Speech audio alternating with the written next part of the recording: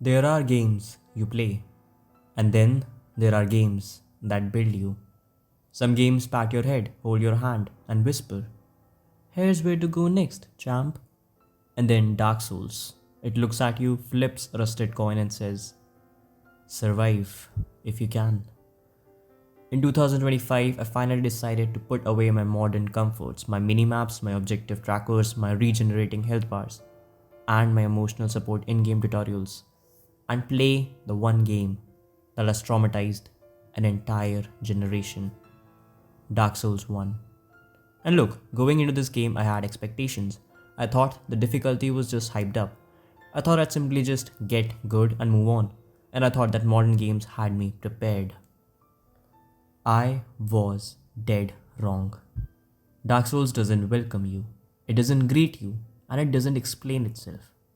It just opens the gates of the undead asylum and hands you a broken weapon and says, "Let's see what you're made of." And for reasons I still don't fully understand, I loved every second of it. Today's video is my full, honest, slightly mentally unstable experience playing Dark Souls 1 in 2025 and how it completely rewired the way I see games now. So sit back, relax, and prepare to die. A lot. Let me paint you a picture. The screen fades in, a place so rotten and forgotten that even the rats look depressed. You, the chosen undead, sit in a cell that smells like despair mixed with failed dreams. A knight drops a corpse through your ceiling like UPS delivering a package wrong. You take the key from a dead guy's body because apparently boundaries don't exist in Lordran. And then the game begins. No tutorial, no glowing arrows. And then the game says, "Here's your first boss. Enjoy." The moment that colossal hammer-wielding balloon animal drops from the ceiling, the game sends a very clear message. This is not a joke, adapt or perish. I died in 6 seconds. 6. Modern games warm you up gently, like a friend offering tea. Dark Souls is like someone handing you a cup of lava. Here's the crazy part. I didn't feel frustrated, I felt awake. This game doesn't want to entertain you, it wants you to become someone worthy of seeing it through. Playing Dark Souls in 2025 made me realize something uncomfortable. We gamers have been softened. Modern games think we're incapable of basic thought. They handhold us like we're toddlers crossing a street. Let's see what the 2025 AAA game checklist looks like. Glowing quest markers, NPC yelling instructions every 10 seconds, automatic dodge windows, map so large you forget why you're even playing, the game pausing to explain how to climb a ladder. Dark Souls, on the other hand, drops you into Firelink Shrine, gives you a stick and says, "There are 2 bells. Ring them. Figure it out." 2 vague directions. Up, down. If you go down, you die. If you go up, you also die, but slightly slower. And that's the entire beauty of it. Dark Souls does something games don't dare to do anymore. It lets you be lost. Not in a "where's the minimap icon" way, but in a "where the hell is this game trying to take me" kind of a way. And yet every discovery feels earned. Finding the elevator from Firelink to the undead parish, insane moment. Realizing the entire world is interconnected like a 3D puzzle, mind-blowing. Accidentally wandering into the catacombs at level 5 and getting obliterated, a Dark Souls rite of passage. Modern gaming doesn't trust you to wander. Dark Souls trusts you enough to let you fail spectacularly. The lore that gets way too deep, way too fast. Let me talk about the lore, because holy hell, this game has no right being this deep. At first glance, the story seems simple. You're undead, ring some bells.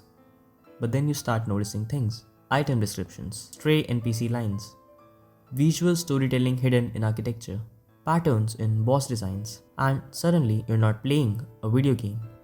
You're decoding an ancient myth written by a cryptic madman.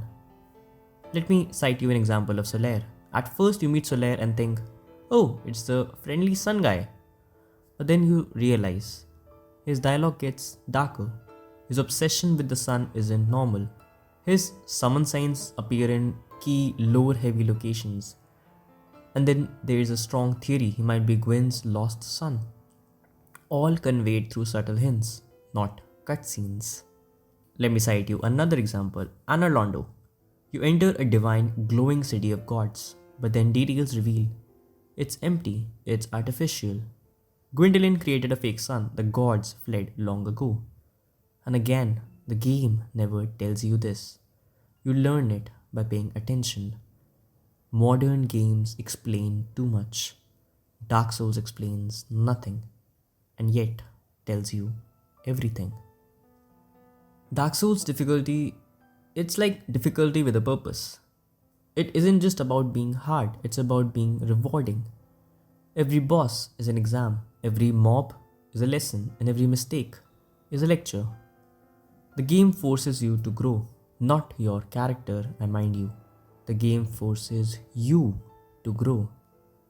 Let's talk about the bell gargoyles, the real wake up call. You walk onto the rooftop and the music kicks in, and one gargoyle drops down. You fight, you dodge, you survive, and then a second one spawns. This isn't a boss fight, it's a betrayal. Beating them felt like passing my final exams with zero studying. Another example, Cape Demon.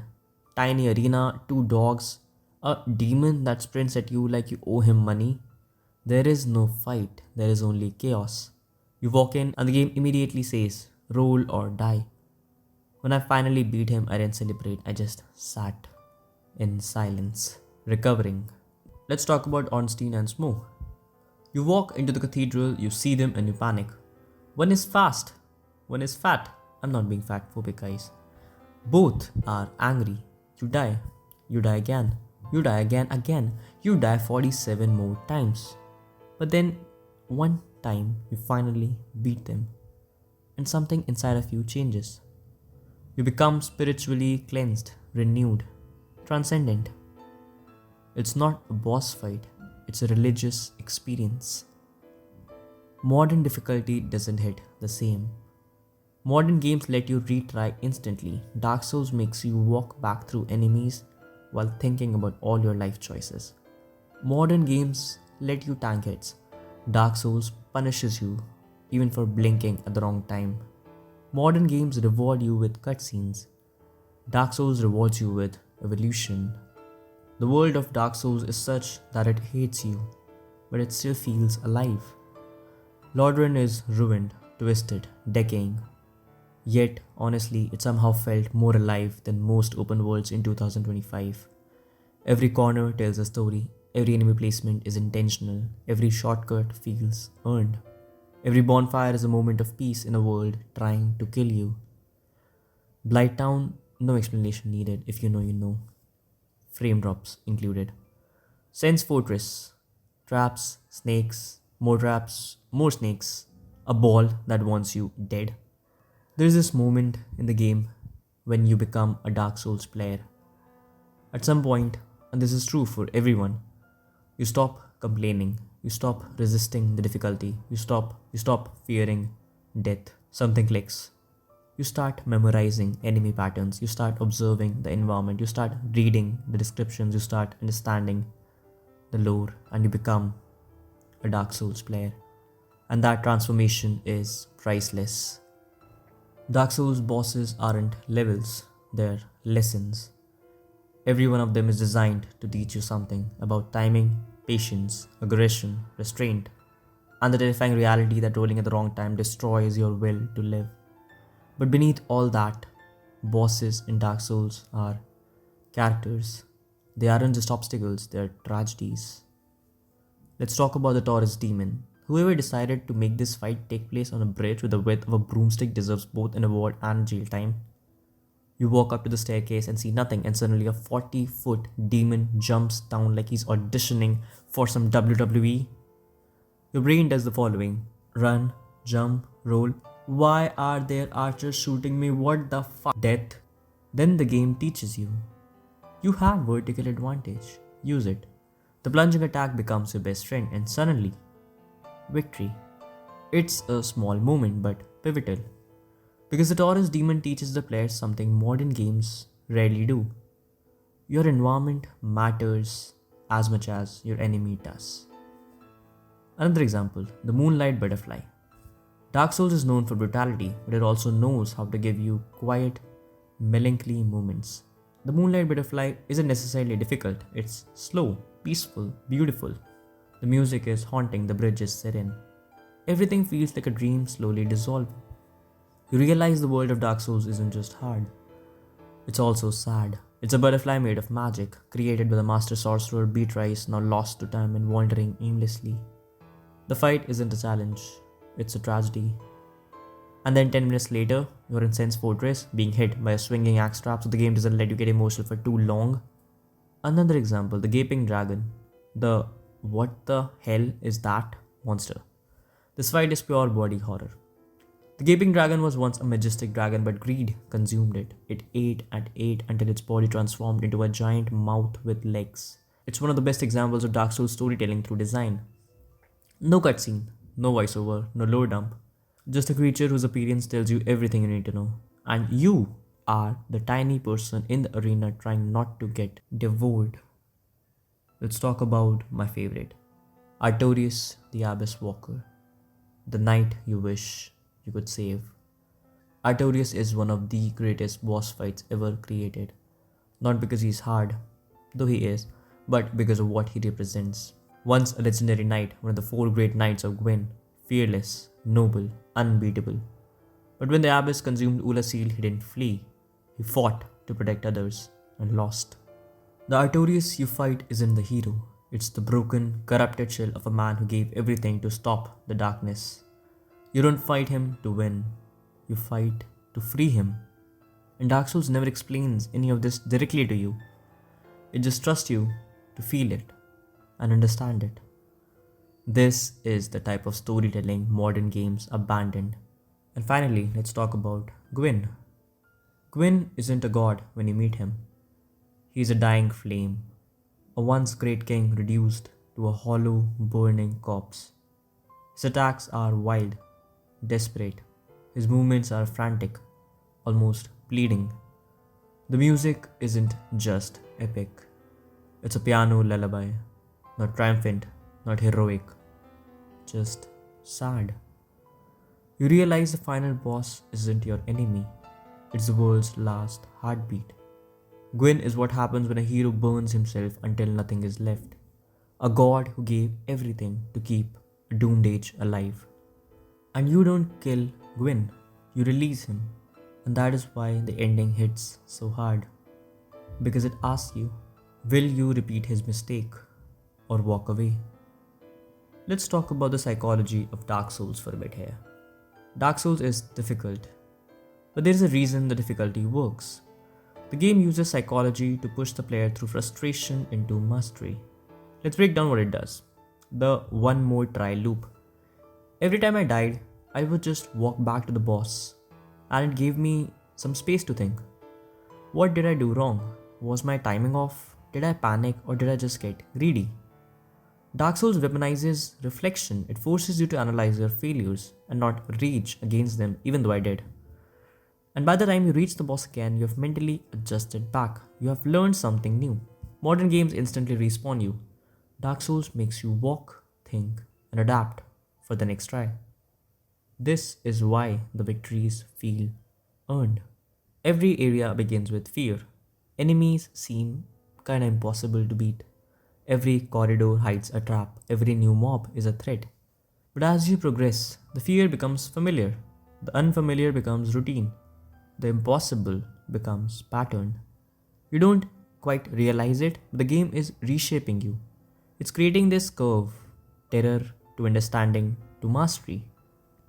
And this psychological transformation is the real reward.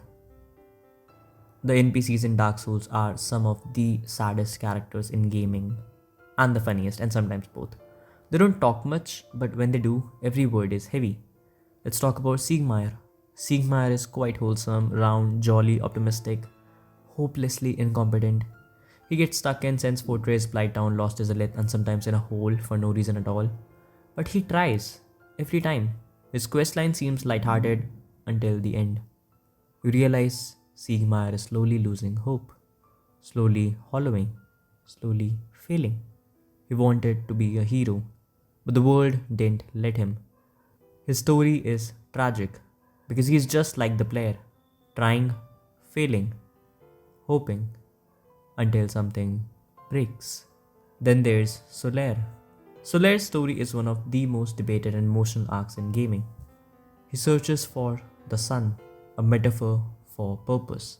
He is hopeful, brave, and lifts your spirit every time he appears. Then his questline twist. If you fail to help him, he loses himself.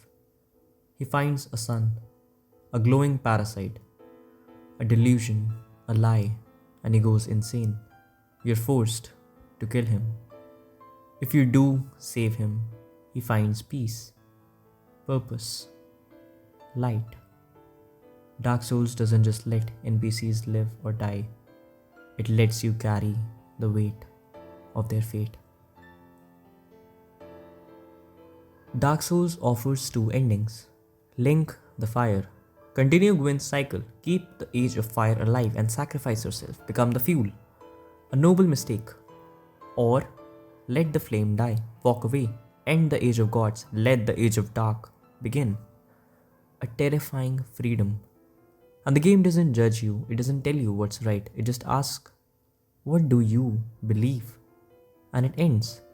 Not with fireworks. Not with celebration. Just pure silence. It's beautiful, painful, and unforgettable. And that's it. After all the deaths, all the rage, all the triumphs, all the quiet walks through forgotten ruins, Dark Souls 1 still stands tall in 2025. Not because it's perfect, not because it's the hardest game ever, not because it's a meme to get good, but because this game does something almost no modern game even tries anymore. It respects you, it challenges you, it trusts you to figure things out. It lets you be lost so that finding your way actually means something. When I beat a boss in Dark Souls, I didn't feel like the game gave me a reward. I felt like I earned it. Like I climbed a mountain, slipped off the cliff 50 times and then finally stood at the peak with trembling hands. In a gaming world filled with waypoints, hand-holding and proper tutorials telling you how to breathe, Dark Souls reminds you that discovery is beautiful, mystery is powerful, and difficulty can be emotional. This isn't just a game you play, it's a game you overcome. And honestly, I think that's why Dark Souls is still talked about, still praised, still loved. Even in 2025, even after Elden Ring, even after every Soulslike under the sun. Because Dark Souls 1 wasn't just the foundation of a genre, it was a reminder of why games matter. And if you're planning to play Dark Souls for the first time, well, good luck. You're going to die a lot. But you're also going to live through one of the greatest journeys gaming has ever offered. This was my experience replaying. This was my experience playing Dark Souls 1 in 2025. Your story might be completely different. And that's the beauty of Lordran. Every death is yours. Every victory is yours. Every moment is yours. Thanks for watching, folks, and remember, praise the sun.